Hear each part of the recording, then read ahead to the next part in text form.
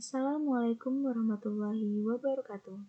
Perkenalkan kami dari kelompok 11 Pendidikan Matematika 4 Universitas Islam Negeri Sumatera Utara. Pada video kali ini, kami akan menjelaskan tentang persamaan Cauchy-Riemann pada mata kuliah analisis kompleks.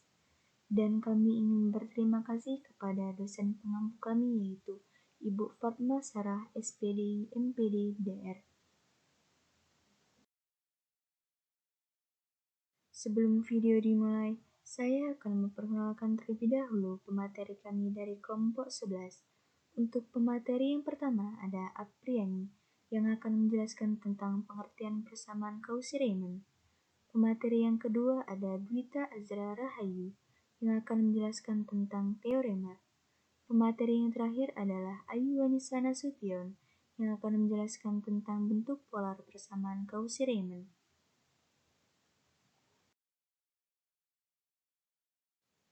Baiklah, materi yang pertama tentang pengertian persamaan Cauchy-Riemann akan dijelaskan oleh Saudari Apriani.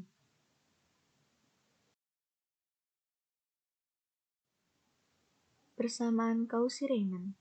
Persamaan Cauchy-Riemann merupakan persamaan yang sangat penting pada analisis kompleks karena persamaan ini digunakan untuk menguji keanalitikan suatu fungsi kompleks fz sama dengan ux, y ditambah ivx, y.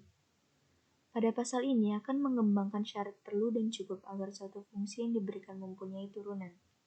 Hal ini dicapai melalui dua teorema. Teorema yang pertama memberikan rumus untuk turunan asal turunan itu ada. Sedangkan teorema yang kedua memuat syarat cukup, yakni jika dipenuhi oleh fungsi yang diberikan akan menjamin adanya turunan fungsi. Dan teorema ini menyatakan lokasi di mana turunan itu berada. Misalkan diberikan fz sama dengan z kuadrat dengan menggunakan definisi turunan, maka diperoleh f aksen z sama dengan limit w menuju z, fw dikurang fz, sama dengan limit w menuju z, w kuadrat dikurang z kuadrat per w dikurang z sama dengan 2z.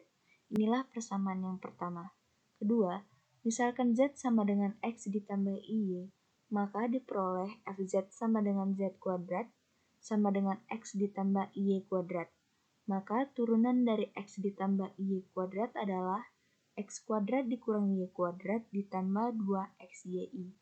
Nah, jadi uxy-nya itu adalah x kuadrat dikurang y kuadrat dan vxy-nya adalah 2xy. Turunan parsial pertama dari u dan v adalah turunan u terhadap x-nya sama dengan 2x, turunan u terhadap y-nya sama dengan min 2y, turunan v terhadap x-nya sama dengan 2y, dan turunan v terhadap y-nya sama dengan 2x. Nah, fungsi turunan u, v, x, u terhadap x, u terhadap y, v terhadap x, dan v terhadap y semuanya kontinu pada R kuadrat, karena masing-masing merupakan fungsi polinom. Dari turunan parsial yang pertama tadi dapat dibentuk hubungan berikut. Turunan u terhadap x sama dengan turunan v terhadap y sama dengan 2x. Nah, nilainya itu sama. Dan turunan v terhadap x sama dengan min turunan u terhadap y sama dengan min 2y. Inilah persamaan yang kedua. Jadi dari persamaan pertama dan kedua tadi dapat disimpulkan bahwa jika f aksen z sama dengan 2z, maka diperoleh f aksen z sama dengan 2x ditambah iy sama dengan 2x ditambah 2iy sama dengan turunan u terhadap x ditambah i dikali turunan v terhadap x sama dengan turunan v terhadap y dikurang i dikali turunan u terhadap y.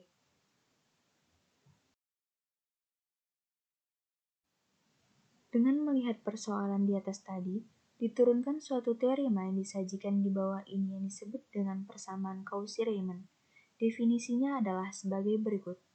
Fungsi f dikatakan analitik pada domain D jika dan hanya jika turunan parsial pertama dari u dan v memenuhi persamaan Cauchy-Riemann, yaitu yang pertama, nilai turunan u terhadap x sama dengan turunan v terhadap y. Yang kedua, nilai turunan u terhadap y sama dengan min turunan v terhadap x. Maka, turunan u terhadap x sama dengan do u per do x. turunan U terhadap Y sama dengan do U per do Y, turunan V terhadap X sama dengan do V per do X, dan turunan V terhadap Y sama dengan do V per do Y. Materi kedua tentang teorema akan dijelaskan oleh Saudari Dwita Azra Rahayu. Teorema 1. Diberikan fungsi fz. Fungsi fz ini merupakan fungsi kompleks yang dinyatakan dalam ux, y ditambah iv x, y. Nah, apabila berlaku yang pertama ux, y, iv x, y dan merupakan turunan parsial pertama, yaitu u diturunkan terhadap x, u diturunkan terhadap y, v diturunkan terhadap x, dan v diturunkan terhadap y, yang semuanya itu kontinu pada lingkungan n dari z0, sehingga sama dengan nr dikali z0. Yang kedua, pada titik z0 itu berlaku ux sama dengan vy dan uy itu sama dengan negatif vx. Maka f aksen z-nya itu ada, dan f aksen z-nya itu sama dengan ux ditambah ivx sama dengan vy dikurang iuy. Nah, bukti, misalkan f aksen z itu sama dengan ux, y ditambah ivx, y. Maka delta f-nya itu sama dengan f dikali z0 ditambah delta z0 dikurang f dikali z0. Sama dengan delta u ditambah i delta v, di mana delta u itu sama dengan u dikali x0 ditambah delta x, y0 ditambah delta y, dikurang u dikali x0, y0. Dan delta v-nya itu sama dengan v dikali x0 ditambah delta x, y0 ditambah delta y, dikurang v dikali x0, y0. Nah, untuk sembarang titik x0 ditambah delta x, y0 ditambah delta y, di n ini berlaku delta u itu sama dengan u dikali x0 ditambah delta x, y0 ditambah delta y, dikurang u dikali x0, y0. Sama dengan u diturunkan terhadap x delta x ditambah u diturunkan terhadap y delta y ditambah alpha delta x ditambah beta delta y. Dengan alpha dan beta itu mendekati 0 bila delta x dan delta y-nya itu juga mendekati 0. Nah, begitu pula untuk delta v sama dengan v dikali x0 ditambah delta x, y0 ditambah delta y dikurang v dikali x0, y0.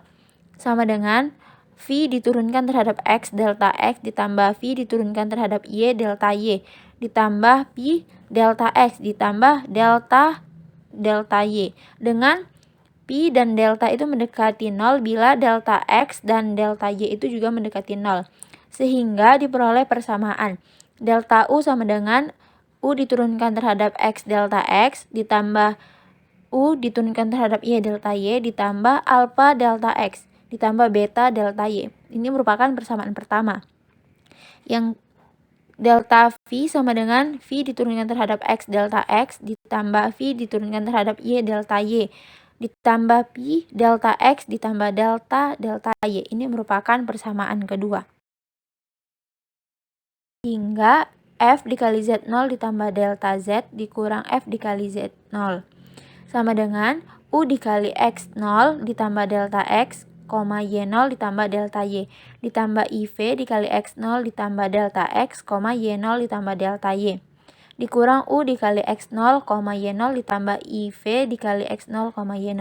Kemudian samakan dengan yang sejenis, sehingga sama dengan u dikali x0 tambah delta x, y0 tambah delta y dikurang u dikali x0, y0, ditambah i dikali v dikali x0 ditambah delta x, y0 ditambah delta y dikurang v dikali x0, y0. Sehingga didapatkanlah sama dengan delta u ditambah i delta v. Nah, menurut persamaan 1 dan 2 pada slide sebelumnya, maka f z dikali z0 ditambah delta z dikurang f dikali z0 dibagi delta z sama dengan u diturunkan terhadap x ditambah iv diturunkan terhadap x delta X dibagi delta Z ditambah U diturunkan terhadap X ditambah IV diturunkan terhadap X delta Y dibagi delta ZI ditambah alpha ditambah IP delta X dibagi delta Z ditambah beta ditambah I dikali do delta Y dibagi delta Z sama dengan UX ditambah U diturunkan terhadap X ditambah IV diturunkan terhadap X ditambah alpha ditambah IP delta X dibagi delta Z ditambah beta ditambah I do dikali delta Y dibagi delta Z. Ini merupakan persamaan yang ketiga. Nah, dengan mengambil delta Z sama dengan 0, maka delta X sama dengan 0. Delta Y juga sama dengan 0. Begitu juga dengan alpha, beta, pi, dan delta yang merupakan sama dengan 0. Akibatnya, alpha ditambah IP itu sama dengan 0 dan beta ditambah I, do, delta itu sama dengan 0. Karena mutlak dari delta X lebih kecil sama dengan dari mutlak dari delta Z dan mutlak dari delta Y lebih kecil atau sama dengan dari mutlak delta Z, maka jelaslah bahwa mutlak dari delta X dibagi mutlak dari delta Z itu lebih kecil sama dengan 1. Dan mutlak dari delta Y dibagi mutlak dari delta Z itu juga lebih kecil sama dengan 1. Sehingga untuk delta Z sama dengan 0, maka turunan F pada Z0 adalah F aksen Z sama dengan U diturunkan terhadap X ditambah IV diturunkan terhadap X. Jadi F aksen Z-nya itu ada. Nah, teorema berikutnya akan mempelajari bahwa jika F aksen Z-nya ada, maka formula turunan dari teorema berikut ini dapat diimplementasikan. Teorema 2. Misalkan fungsi fz sama dengan U dikali X, Y ditambah IV dikali X, Y. Mempunyai turunan di titik Z0 sama dengan X0, Y0. Maka pada titik tersebut turunan fz itu yaitu F aksen Z sama dengan U diturunkan terhadap X ditambah IV diturunkan terhadap X sama dengan V diturunkan terhadap Y ditambah IU diturunkan terhadap Y. Sehingga UX sama dengan VY dan UY sama dengan negatif VX. Nah, bukti misalkan FZ itu sama dengan U dikali X, Y ditambah IV X, Y. Mempunyai derivatif di Z0 sama dengan X0 ditambah Y0 yaitu F aksen Z0. Nah, misalkan F aksen Z0-nya itu sama dengan A ditambah BI. Maka U dikali X0 ditambah delta X, Y0 ditambah delta X dikurang U dikali X0, Y0 ditambah I dikali V dikali X0 ditambah delta X, Y0 ditambah delta Y dikurang V dikali X0, Y0. Maka F aksen Z0-nya itu sama dengan limit delta Z mendekati 0,0. U X0 ditambah delta X, Y0 ditambah delta Y ditambah U dikali X0, Y0 ditambah I dikali V dikali X0 ditambah delta X, Y0 ditambah delta Y dikurang V X0, Y0 dibagi delta X ditambah I delta Y. Nah, limit sepanjang sumbu X mendekati delta Y itu sama dengan 0 sehingga untuk delta Z itu 0,0. Maka delta X-nya itu mendekati 0.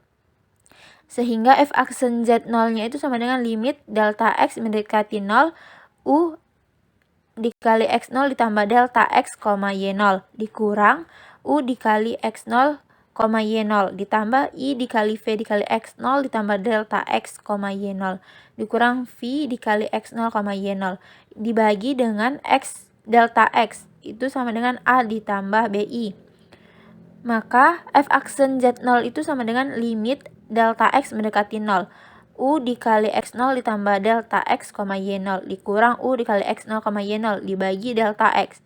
Ditambah, ini limitnya dipisah sehingga I limit delta X mendekati 0, V dikali X0 ditambah delta X, Y0 dikurang X0, Y0 dibagi delta X sama dengan A tambah BI. Sehingga F aksen Z0 itu sama dengan U diturunkan terhadap X, X0, Y0 ditambah IV diturunkan terhadap X, X0, Y0 sama dengan A ditambah BI. sehingga diperoleh persamaan U diturunkan terhadap X 0, Y0 sama dengan A, dan V diturunkan terhadap X 0, Y0 itu sama dengan B. Ini merupakan persamaan yang pertama. Nah, limit sepanjang sumbu Y mendekati delta X itu sama dengan 0, sehingga untuk delta Z mendekati 0, maka delta Y-nya juga mendekati 0. Jadi, f aksen Z0 itu sama dengan limit delta Y mendekati 0, U dikali X 0, Y0 ditambah delta X dikurang U dikali X 0, Y0 ditambah I dikali V dikali X 0, Y0 ditambah delta Y dikurang V dikali X 0, Y0 dibagi I delta Y sama dengan A ditambah BI. F aksen Z0 sama dengan 1 per I, limit delta Y mendekati 0. Nah, limitnya ini dipisah sehingga U dikali X 0, Y0 ditambah delta X dikurang U kali X 0, Y0 dibagi delta Y. Ditambah limit delta Y mendekati 0. V dikali X 0, Y0 ditambah delta Y dikurang V kali X 0, Y0 dibagi delta Y sama dengan A ditambah BI. Maka F aksen Z0 sama dengan 1 per I dikali U diturunkan terhadap Y X 0, Y0 ditambah V diturunkan terhadap Y X 0, Y0 sama dengan A ditambah BI. Maka didapatkan F aksen Z sama dengan U diturunkan terhadap Y X 0, Y0 ditambah I V diturunkan terhadap Y X 0, Y0 sama dengan negatif B ditambah AI. Sehingga diperolehlah persamaan V diturunkan terhadap Y X 0, Y0 sama dengan A, dan U diturunkan terhadap Y X 0, Y0 itu sama dengan negatif B. Ini merupakan persamaan yang kedua. Nah, dari persamaan 1 dan 2, UX dikali X 0, Y0 sama dengan VY X 0, Y0 dan UY X 0, Y0 itu sama dengan negatif VX X 0, Y0. Atau F aksen Z sama dengan do U dibagi do X sama dengan do V dibagi do Y, dan do U dibagi do Y sama dengan negatif do V dibagi do X, sehingga teorema ini terbukti. Baiklah, selanjutnya saya akan melanjutkan teorema kedua, memuat syarat cukup, yakni jika dipenuhi oleh fungsi yang diberikan akan menjamin adanya turunan fungsi, dan teorema ini menyatakan lokasi di mana turunan itu berada. Catatannya, yang A, pada teorema 2 terdapat beberapa hal penting untuk diperhatikan, yaitu converse dari teorema tersebut salah. Yang kedua, dapat terjadi persamaan Cauchy-Riemann dipenuhi, tetapi F aksen dalam kurung Z. Syarat kedua yaitu persamaan Cauchy-Riemann merupakan syarat perlu terjadi, tetapi tidak cukup untuk eksistensi F aksen Z. Yang B, teorema 2 menyatakan sebagai converse dari teorema 1, yaitu jika F aksen dalam kurung Z0 ada, maka persamaan Cauchy-Riemann dipenuhi. Tetapi terdapat suatu fungsi yang mempunyai turunan, tetapi fungsi komponennya U dan V, serta turunan parsial tidak semuanya kontinu. Materi terakhir tentang bentuk polar persamaan Cauchy-Riemann akan dijelaskan oleh Saudari Ayu Wanisa Nasution. Baik, yang ketiga itu bentuk polar persamaan Cauchy-Riemann. Bentuk polar persamaan Cauchy-Riemann itu misalkan terdapat suatu fungsi kompleks Fz sama dengan U R theta tambah IV dalam kurung R, theta dengan Z sama dengan RE I theta sama dengan R cos theta tambah I sin theta, di mana U sama dengan R, 0 sama dengan R cos 0 dan V sama dengan R sin 0, sehingga turunan parsial U per turunan parsial R sama dengan cos theta, dan turunan parsial V per turunan parsial theta sama dengan R cos theta. Terus turunan parsial V per turunan parsial R sama dengan sin theta, dan turunan parsial U per turunan parsial theta sama dengan min R sin theta. Maka turunan parsial U per turunan parsial R sama dengan 1 per R turunan dari parsial V per turunan parsial theta, dan turunan parsial V per turunan parsial R sama dengan min 1 per R, dan turunan parsial V per turunan parsial theta. Selanjutnya contoh soal yang pertama, buktikan bahwa fungsi f aksen Z ada untuk setiap Z dari fungsi f. Z sama dengan IZ tambah 5. Penyelesaiannya itu FZ sama dengan IZ tambah 5 sama dengan IX tambah IY tambah 5 sama dengan 5 kurang Y tambah I dan X, sehingga UX sama dengan U0X UY sama dengan min 1,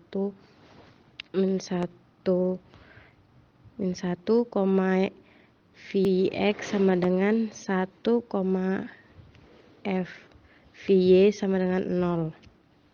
Jadi UX, UY, Vx, Vy ada dan kontinu di setiap titik XY. Syarat Cauchy-Riemann yaitu UX sama dengan Vy dan UY sama dengan min Vx juga dipenuhi, sehingga menurut teorema 2 maka Fz sama dengan UX tambah IFX sama dengan 0 tambah I kali 1 sama dengan I. Demikianlah penjelasan dari kelompok kami tentang persamaan Cauchy-Riemann. Terima kasih, semoga memberi manfaat bagi para penonton. Assalamualaikum warahmatullahi wabarakatuh.